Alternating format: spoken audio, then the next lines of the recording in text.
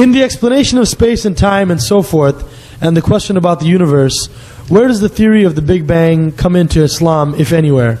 As far as the construction of the universe and the fact that Allah Ta'ala created the heavens and earth in 7 days, and the fact that time is relative and different from humans' point of view versus God's. Well, the person to answer this question is Imam Hamza, and I think you'll like his answer very much. Well, Bismillah ar-Rahman ar-Rahim wa la hawla wa la quwwata illa billah.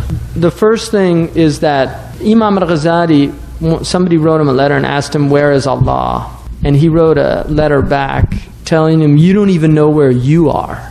And I don't understand why you're asking me where God is. So in terms of our coordinates in the universe, we don't have a clue, because we don't even have a map of the universe.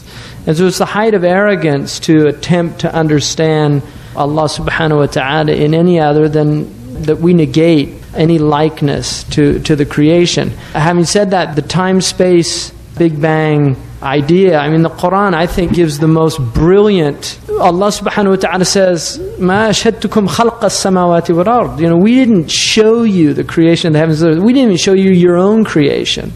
And that's, again, bringing it back home. You don't even know very much about yourself. I mean, most people don't know how it is they can drink something and then a few hours later they urinate it out. I mean, they don't even understand that process of what's happening. So the idea, I mean, the Big Bang is interesting, but it's still, the Big Bang is not ex nihilo, which is what we believe.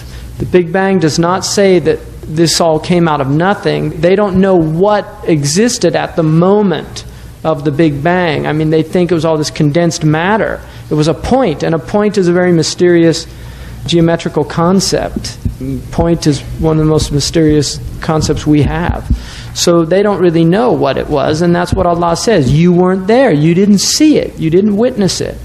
But we know that Allah said, kun fayakun, be and it is. And that's all. And like the Qawm say, nahnu bain al-kafi wa noon. We're between the kaf and the noon. Kun.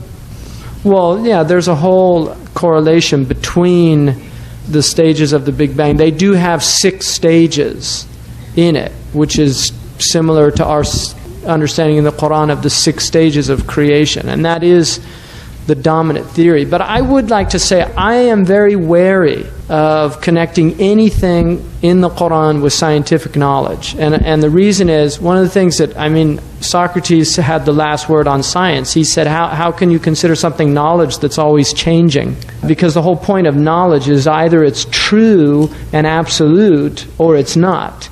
And the nature of science is that it is always changing.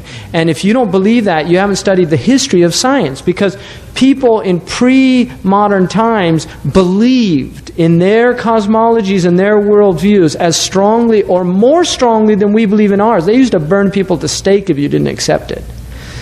Here they'll just kick you out of the university.